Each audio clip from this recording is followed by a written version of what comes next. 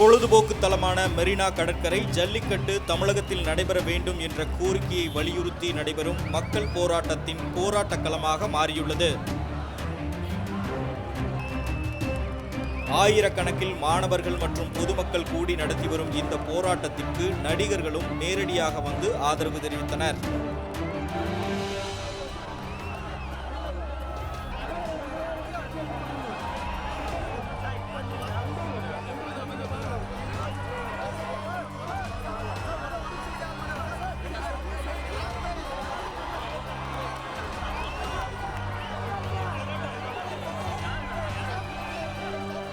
தொடர்ந்து நடைபெற்று வரும் இந்த போராட்டத்தில் பங்கு பெற தமிழகத்தின் பல்வேறு பகுதிகளிலிருந்தும் மெரினா நோக்கி மக்கள் கூட்டம் வரத் தொடங்கியது. நிச்சயமாக மாணவர் வெற்றியை நாளை சரித்திரம் இப்படை தோற்கில் எப்படை அதாவது நாட்டாமையில நான் ஒரு டைலாக் பேசுவேன்.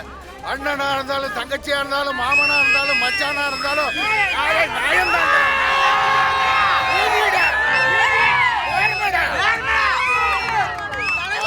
நீதி நியாயம் நேர்மை நம் நாட்டுக்கு கிடைக்க வேண்டும். போராட்டத்துக்கு என்னுடைய பாராட்டுக்கள். வெற்றி தமிழகம் வாழ்க.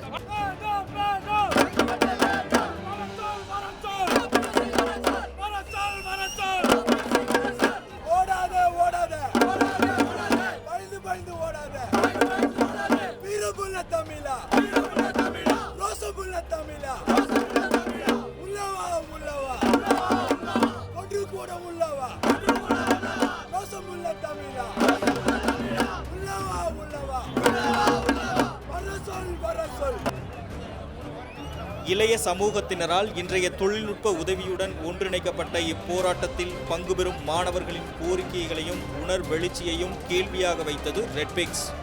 9 நாள் டைம் வேணும்னு உச்சநீதிமன்ற ஜட்ஜி சொல்றாரு. நாங்களும் இன்னைக்கு எலெக்ஷன் வந்தா 9 நாள் கழிச்சு வந்து ஓட்டு போடுற ஒத்துப்பீங்களா? ஆந்திரா போலீஸ் வந்து அங்க இருக்கிற எம்எல்ஏ எம்பிஸ் தான் அங்க இருக்கிற ஜல்லிக்கட்டையும் போலீஸ் சண்டையும் தொடங்கி வச்சாங்க. ஆனா தமிழ்நாட்டுல யாருமே முன் வரல. எம்ஜிஆர் சிலைக்கு மாலை போடுறதுக்கும் அபிராமி மெகாமால்ல போய் படம் பார்க்கறதுக்கு தான் ரெடியா இருக்காங்க. எங்களுடைய போராட்டம் அனைத்து மக்கள் சார்பாகவும் தான் நடக்குது. தனிப்பட்ட ஒரு கட்சியோ தனிப்பட்ட ஒரு அமைப்போ கிடையாது. உழவர் திருநாள் ஊழையற்றல் திருவாள். அந்த திருவிழாவை நடத்தக்கூடாத சட்டம் எதுக்கு போட வேண்டும்? அந்த பீட்டா யார்? அந்த முதலமைச்சர் கட்டுப்பாடுல தான் இருக்க. மத்திய கவர்மெண்ட்டை விடுங்க. இப்போ முதலமைச்சர் சேர்ந்து நீ பண்ணு எதா இருந்தாலும் நான் மேலே பேசிக்கிறேன் பண்ணிக்கிறேன் சொல்லி முன்னாடி வர வேண்டியதானே? ஏன் வரல? இப்போ ஜல்லிக்கட்டை தடை செஞ்சது வந்துட்டு சுப்ரீம் கோர்ட்டு.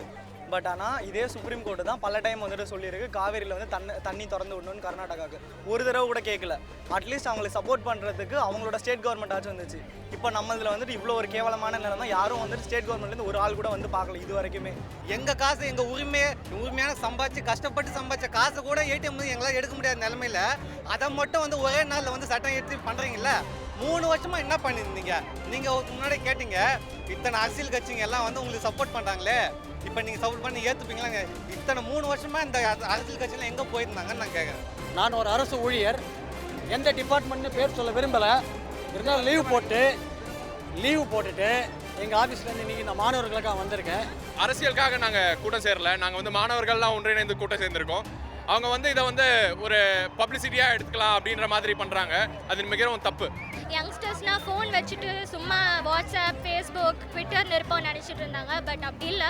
அதனால தான் இப்போ எங்களுக்கும் இப்போ நாங்கள் இங்கே வந்திருக்கனாலும் அதுதான் ரீசன். நேற்றுக்கு நைட் எங்களுக்கு எல்லாருக்கும் மெசேஜ் வந்தது. எல்லா காலேஜஸ்லேருந்து இப்போ வருவாங்க, சென்னைக்கு வந்துட்டு இருக்காங்க, மெரினாக்கு தான் வராங்க. ஸோ சோஷியல் மீடியா நாங்கள் எவ்வளோ யூஸ் பண்ணுறோமோ அவ்வளோ எங்களுக்கு குடாக தான் இருக்குது. இப்போது ஜல்லிக்கட்டுங்கிறது நம்மளோட அடையாளம், நம்மளோட பாரம்பரியம். அது வந்து 100-200 வருஷத்தினால வந்தது கிடையாது. 1000 வருஷத்துக்கு முன்னாடி இருக்கு. அதை வந்து வெளிநாட்டில் இருக்கிற ஒரு நிறுவனம் அவங்களோட சொந்த ஆதாயத்துக்காக இங்கே வந்து நம்மளோட ஆயிரக்கணக்கான வருஷமா நம்ம பழகின பழக்கத்தையும் நம்மளோட அடையாளத்தையும் அழிச்சிட்டு போறான் ஈஸியா அப்படின்னு நினைக்கும் போது நம்ம நாட்டிலே நம்ம ஒரு அகதியா இருக்கிறோம். அந்த மாதிரி ஃபீலிங் தான் வருது. யார் இந்த PETA? People ethical treatment for அனிமல்ஸா. இவங்க 1980களில் அமெரிக்காவில் விர்ஜீனியா மாகாணத்தில் ஃபஸ்ட்டு அவங்க இந்த பீட்டா அமைப்பை உருவாக்குறானுங்க. எதுக்கு உருவாக்குறானுங்க? அங்கே இருக்க நாய்கள் வந்து ரோடுகள்லையும் தெருக்கள்லையும் அடிபட்டு சாகுது. அதை நாங்கள் வந்து ப்ரிசர்வ் பண்ணுறோம் அப்படின்னு இந்த அமைப்பை உருவாக்குறானுங்க. உருவாக்கின அந்த வருடமே அங்கிருந்த விலங்கு நல ஆர்வலர்கள் இவங்க நாய்களை பிடிச்சிட்டு போய் குளோரோஃபார்ம் கொடுத்தோம் வேற முறைகளில் கொல்றதையும் ப்ரூவ் பண்ணியிருக்காங்க. அமெரிக்காவிலேயே 5 மிகப்பெரிய மாகாணங்கள், விர்ஜீனியா மாகாணம், வாஷிங்டன் மாகாணம், ஓல்கஹாமா மாகாணம், கலிபோர்னியா மாகாணத்திலே தடை செய்த பீட்டாவை எப்படி நீ இந்தியாவுக்குள் அனுமதிக்கலாம்? இது எப்போ ஓயும்னா அவங்க வந்து ஒரு நல்ல தீர்வு கொடுக்குற வரைக்கும் இந்த போராட்டம் ஓயாது. என் குழந்தைங்க பகலாக இங்கே கஷ்டப்படுறதுங்க, சோறு சாப்பிடாம, தண்ணி இல்லாமல், பனியில் அவஸ்தைப்படுறாங்க. 5000 வருஷமாக நடக்கிற ஒரு ஜல்லிக்கட்டு நாயகர்கள் காலத்தில் மாடோட கொம்பில் சல்லி காசை கட்டுவாங்க. அதுதான் ஜல்லிக்கட்டு நாய் ஜல்லிக்கட்டுக்கு மருவி போச்சு. ஏறு தழுவுதல் நிறைய ஏறி தழுவுறோம். அந்த பேர்லேயே ஒரு பணிவு இருக்குது. அதில் வந்து காளை வதம் இல்லை. இன்னைக்கு காளை வனவிலங்குன்னு சொல்கிறவன் நாளைக்கு ஏர் ஓட்டாதான்னு சொல்லுவான், ஆடு மேய்க்காதான்னு சொல்லுவான், மாடு மேய்க்காதான்னு சொல்லுவான். இதெல்லாமே ஒன்று ஒன்றா நம்ம கலாச்சாரம் அழிக்கிறதுக்கு நான் ஏற்படுத்த ஒரு முயற்சி இது. தயவு செய்து படிக்க வேண்டிய வயதில் இந்த மாணவர்கள், அருமை செல்வங்கள் இங்கே சாலையில் நிற்க வச்சிருக்காங்கன்னா அதுக்கு காரணம் யாருங்க? அரசா, மத்திய அரசா, தமிழக அரசா, இல்லை பீட்டான்ற அமைப்பா? பீட்டான்ற அமைப்பு என்ன சார்? அது கேவலம் ஒரு தலைமையத்தை வச்சுன்னு ரோட்டில் போகிற ஆதரவில்லாத விலங்குகளை காப்பாற்றுறோன்ற பேரில் பீட்டா வந்து எதுக்காக அந்த காளையை சொல்கிறாங்க? நம்ம நாட்டு காளை இருக்கக்கூடாது. இன்றைக்கி சுகர் வருதுன்னா மெயின் காரணம் அமெரிக்கா.